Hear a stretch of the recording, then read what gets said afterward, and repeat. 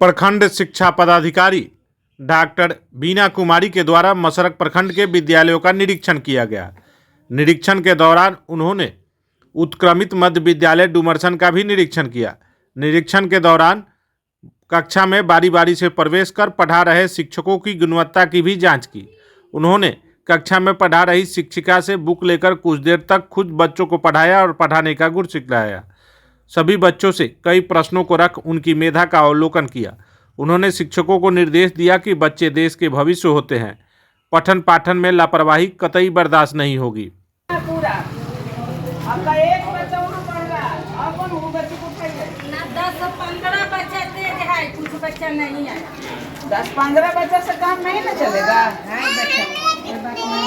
सुन लीजिए, इस साल का बेसिक जांच जो करने का है 3 to 5 बेसिक जांच सही करना है। जो बच्चा पढ़ रहा है, किस स्तर का बच्चा है, 10 पेज का फॉर्मेट आया हुआ है ना, उससे जांच कर लीजिए कि 2 अच्छा है, 3 अच्छा का सब मात्रा कितना बच्चा पढ़ रहा है, और उसी तरह से उसको स्टेप बाय स्टेप करा करके मेहनत करना है, उसका बेसलाइन तैयार करना। हमको रहना पड़ेगा इधर। बिल्कुल, सबसे योग्य टीचर रहेंगे जो नीचे कक्षा में रहेंगे। अब हम 6, 7, 8 को छोड़ देंगे। 6, 7, 8 में बच्चा पढ़ रहा है, उसको तो पढ़ाने की जरूरत है और इसको पढ़ने के लिए सिखाना है। वो पेज निकाले हैं, 10 पेज का जो फॉर्मेट है, उसमें स्टेप जैसे जैसे बताया गया है उस स्टेप के अनुसार जांच कीजिए और जांच रिपोर्ट पर पत्र दिया हुआ है, उस पर पत्र को भरिए। अब इस यहाँ से फिर हमको सिसाई जाना है तो सिसाई भी देखना होगा, फिर सिउरी जाना है।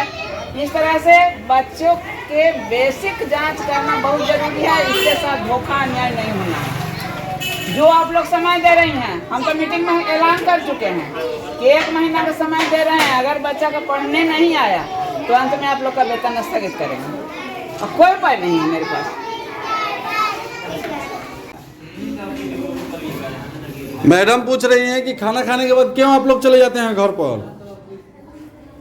जवाब दो ना, कारण बताओ कि क्या कारण है, कारण बताओ हमको। कोई खड़ा हो जाओ, खड़ा हो, आप भी खड़ा हो जाओ।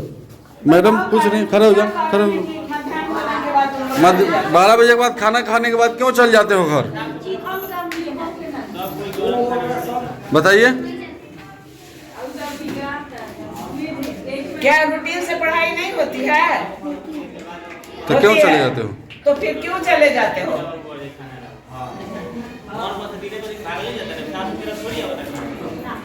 अब ऐसा देखो, आज हम निर्देश दे के जा रहे हैं कि एमडीए की घंटी लगेगी, इसमें ताला लग जाएगा, सारा बस्ता यहाँ रहेगा और उसके बाद एमडीएम का लाभ लेने के बाद जैसा ही खाना खत्म हुआ 5 मिनट के बाद गेट खुलेगा, सब लोग तुम लोग अपने घंटे का इंतजार करोगे। और सेल्फ स्टडी भी बहुत जरूरी है। जो पढ़ाई होती है अपने भी बैठ के पढ़ना है। नहीं पढ़ोगे तो किसको धोखा होगा? अपने आप को धोखा होगा कि नहीं? और उसके बाद किसको धोखा होगा?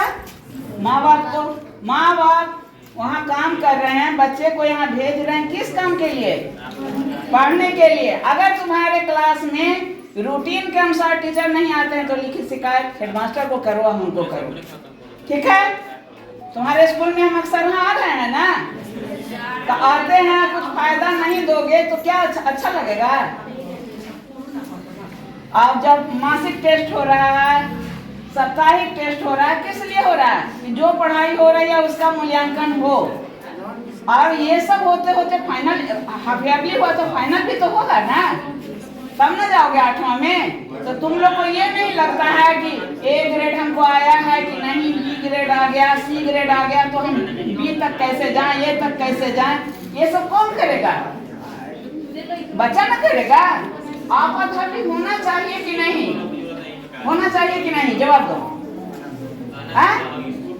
हम जो बात बोल रहे हैं कि A ग्रेड हमको चाहिए, तो A ग्रेड चाहिए तो इसके लिए क्या करना होगा?